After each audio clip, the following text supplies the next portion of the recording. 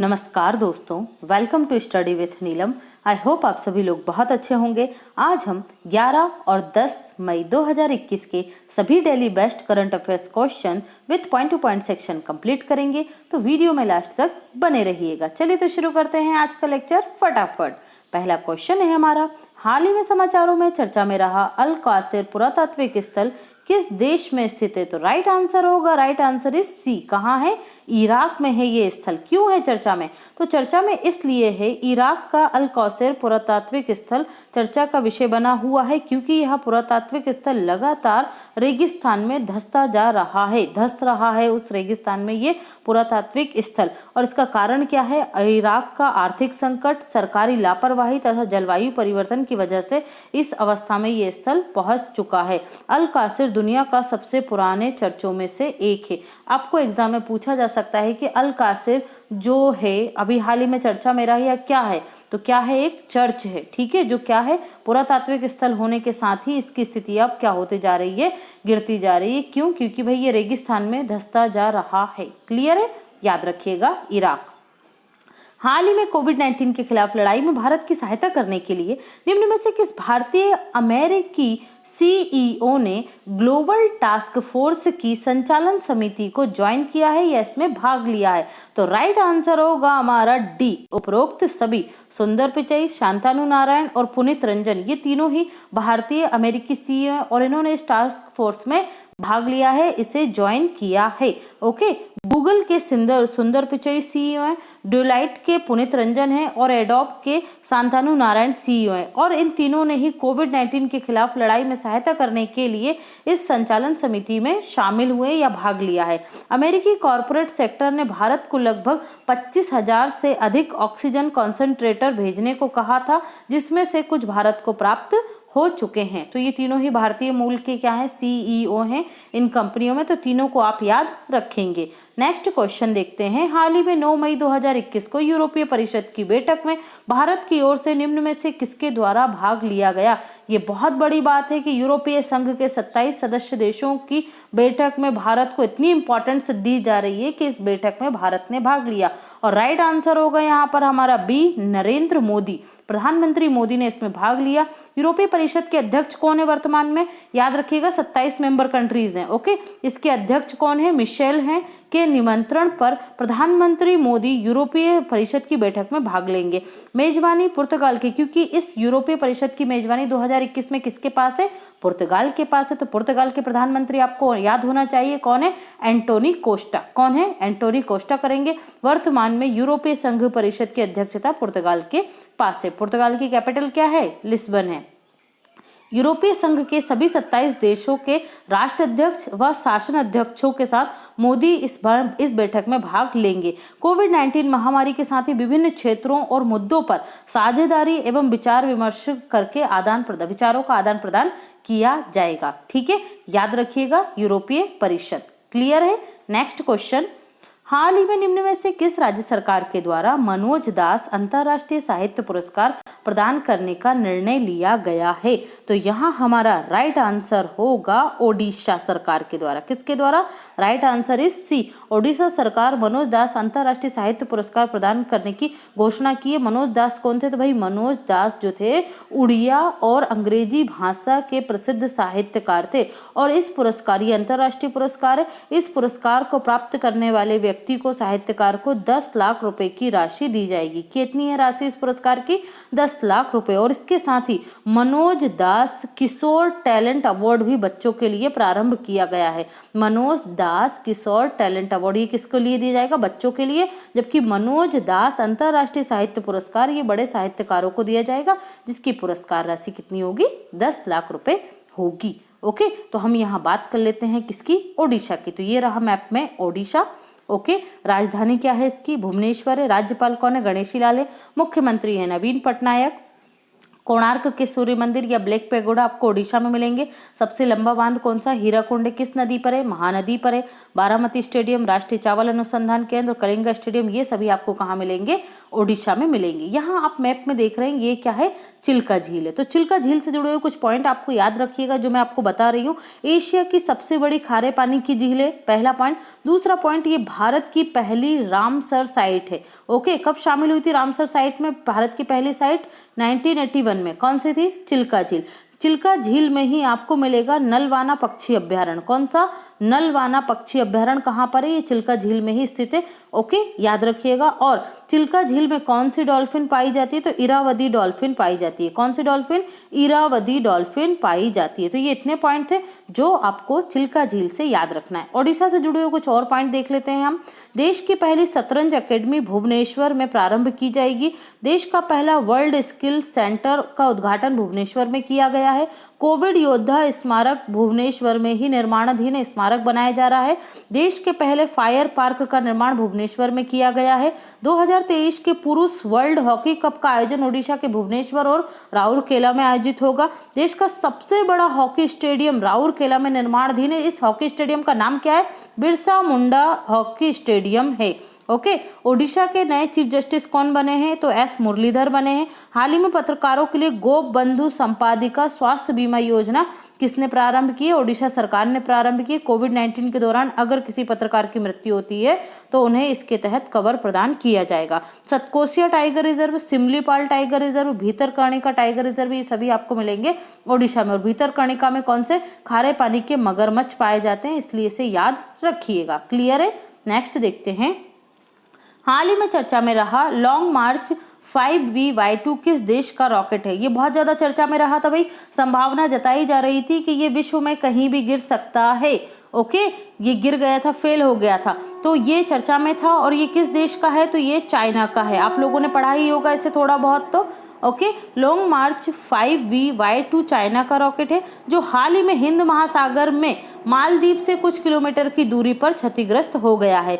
यह चाइना का एक अभ्यास था और एक मानक अभ्यास के अनुसार जब कोई रॉकेट लॉन्च किया जाता है तो उसके छोड़े गए बूस्टर चरण लिफ्ट ऑफ के बाद जल्द ही कहाँ प्रवेश करते हैं? वायुमंडल में प्रवेश करते हैं। ओके, इन्हें बिना हानि पहुंचाए समुद्र में गिरना होता है। लेकिन इस बार ये संभावना जताई जा रही थी क्योंकि चाइना खुद इस पर कंफर्म नहीं था कि ये किसी मानवीय क्षेत्र में जाकर नहीं गिरेगा, इसलिए विश्व मीडिया इस पर चिंतित था। लेकिन ये मालदीव से कुछ किलोमीटर की दूरी पर गिरा और अगर मालदीव पर भी गिरता या वहां पर कोई मानवीय क्षति होती तो इसका हर्जाना किसको देना पड़ता? चाइना को देना पड़ता, क्योंकि यूएनओ के द्वारा एक संधि पर साइन किया है चाइना ने कि अगर कोई देश किसी रॉकेट को छोड़ता है और वो किसी मानवीय क्षेत्र में जाकर गिरता है जहां मानवीय जीवन की हानि होती है तो उसकी भरपाई भी वही देश करेगा जिसका वह रॉकेट था। ओके, याद रखिएगा। लॉन्ग मार्च 5B को 28 अप्रैल को सफलतापूर्वक लॉन्च किया गया था चाइना के द्वारा। क्लियर है? नेक्स्ट देखते हैं। हाल ही में पीएम रामचंद्रन का निधन हो गया। इनका संबंध निम्न में से किस क्षेत्र से था? तो ये किससे था? भारतीय एयरफोर्स से इनका संबंध था। ओके, याद रखिएगा, किससे? एयरफोर्स से या भारतीय वायुसेना से इनका संबंध था। भारतीय वायुसेना के पूर्व उप प्रमुख पीएम रामचंद्रन कौन है? पीएम रामचंद्रन का निधन हो गया। एयरफोर्स के उप प्रमुख के रूप में वह भारत की Prithvi missile most important point operation की तैनाती में प्रमुख रहे थे पीएम रामचंद्रन। उन्होंने गोवा में 1961 में जब फ्रांस से गोवा को लिया जा रहा था आजादी के समय में अहम भूमिका निभाई थी। रामचंद्रन सोवियत संघ से बाहर के पहले पायलट थे जिन्होंने 1979 में MiG-25 फॉक्सबेट में उड़ान भरी थी, क्योंकि मिग विमानों में अभी तक जब इन्होंने उड़ान नहीं भरी थी 1970 तक कौन जाते थे? सोवियत संघ के ही पायलट उसमें उड़ान भरते थे, लेकिन ये पहले व्यक्ति थे जिन्होंने MiG-25 फॉक्सबेट में उड़ान भरी थी। क्लियर है? नेक्स्ट देखते हैं। हाल ही में निम्न में से किस राज्य सरकार के द्वारा एक ऑनलाइन बाढ़ रिपोर्टिंग सिस्टम को लॉन्च किया गया है? तो यहाँ हमारा राइट आंसर होगा, right answer is a, Assam के सरकार के द्वारा इसे लॉन्च किया गया है। इस ऑनलाइन बाढ़ रिपोर्टिंग सिस्टम को असम के राज्य आपदा प्रबंधन एजेंसी ने यूनिसेफ के साथ, किसके साथ मिलकर?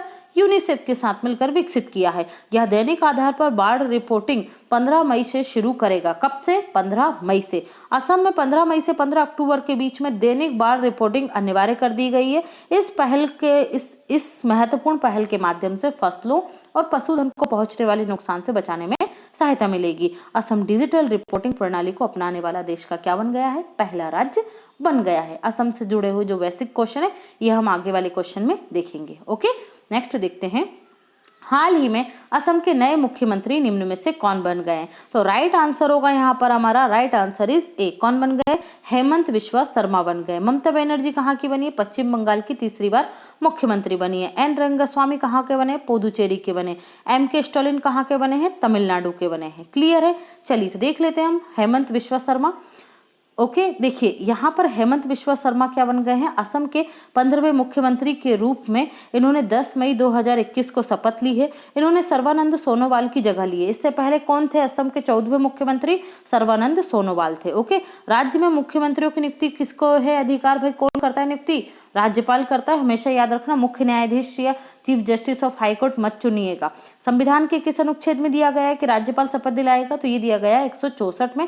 राज्यपाल को मुख्यमंत्री की नियुक्ति का प्रावधान दिया गया और मुख्यमंत्री की सलाह पर राज्यपाल किसकी नियुक्ति करता है? मंत्रियों की नियुक्ति करता है, याद रखेंगे। तो हम असम को देख लेते हैं मैप में, ये रहा असम। ओके, असम की कैपिटल क्या है? दिसपुर है। चीफ जस्टिस कौन है असम के? अजय लांबा है। मुख्यमंत्री कौन बन गए? हेमंत बिश्वा शर्मा बन गए। राज्यपाल कौन है? याद रखिएगा, जिन्होंने शपथ दिलाई जगदीश मुखी है। ठीक है, असम का पुराना नाम क्या है? कामरूप है। काजीरंगा नेशनल पार्क ये आपको कहाँ मिलेगा? असम में ही मिलेगा। डिगबोई तेल क्षेत्र याद रखिएगा कहाँ है? असम में ही है। ओके, असम की पहली महिला ट्रांसजेंडर न्यायाधीश कौन बनी थी? तो सविता विधान बरुआ बनी थी। असम की स्पोर्ट्स एम्बेसडर कौन थी? हेमा दास हैं। असम की पर्यटन एम्बेसडर प्रियंका चोपड़ा है। कामाख्या देवी का मंदिर जहां पर अंबुबाची मेला लगता है ये कहाँ मिलेगा आपको? असम में मिलेगा। असम में देश का सबसे लंबा नदी रोपवे किस नदी पर बनाया गया? ब्रह्मपुत्र नदी पर। कितनी है लंबाई? 1.8 किलोमीटर है। अरुणोदय योजना असम सरकार के द्वारा प्रारंभ की गई थी। पोबा रिजर्व फॉरेस्ट को अभ्यारण्य में कन्वर्ट किया गया है और देहिंग पटकई अभ्यारण्य को हाल ही में नेशनल पार्क का दर्जा दिया गया है। ये दोनों ही कहाँ पर है? असम में है। असम के कुछ और नेशनल पार्क कौन कौन से हैं? Nameri national park, Manas national park, Orang national park, Dibru Saikhowa national park. तो ये सभी याद रखेंगे, एग्जाम का पार्ट बनते हैं। नेक्स्ट देखते हैं, हाल ही में ब्रिटेन ने निम्नलिखित में से किसे अपना पीपल्स एडवोकेट नामित किया है? तो यहाँ हमारा राइट आंसर होगा, right answer is B, David Attenborough को। इससे पहले हम डिटेल में जाएं, यहाँ के हम अदर ऑप्शन देख लेते हैं। आलोक शर्मा, ये COP26 के ब्रिटेन के द्वारा क्या बनाए गए हैं? अध्यक्ष बनाए गए हैं। इन्हें याद रखिएगा। कृति करंत, ये पहली वाइल्ड इनोवेटर हैं जिन्हें वाइल्ड इनोवेटर अवार्ड 2021 से सम्मानित किया गया। पहली भारतीय कौन? कृति करंत। रोमाना सिन्हा साइगल, इन्हें विश्व मानवतावादी नेल्सन मंडेला पुरस्कार से सम्मानित किया गया है। ओके, तो चलिए हम बात करते हैं डेविड एटनबरो की।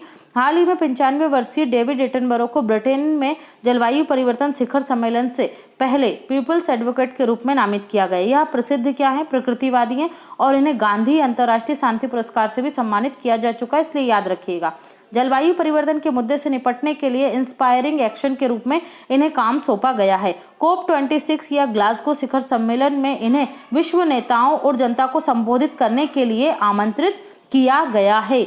COP26 नवंबर 2021 सम्मेलन स्कॉटलैंड में, या इसी को क्या कहा गया है? संयुक्त राष्ट्र के जलवायु परिवर्तन सम्मेलन का आयोजन किया जाएगा। ओके, याद रखिएगा। नेक्स्ट देखते हैं, हाल ही में निम्न में से किस राज्य सरकार के द्वारा कोविवैन हेल्पलाइन लॉन्च की गई है? तो राइट आंसर होगा यहाँ पर हमारा डी, दिल्ली पुलिस के द्वारा इसे लॉन्च किया गया है।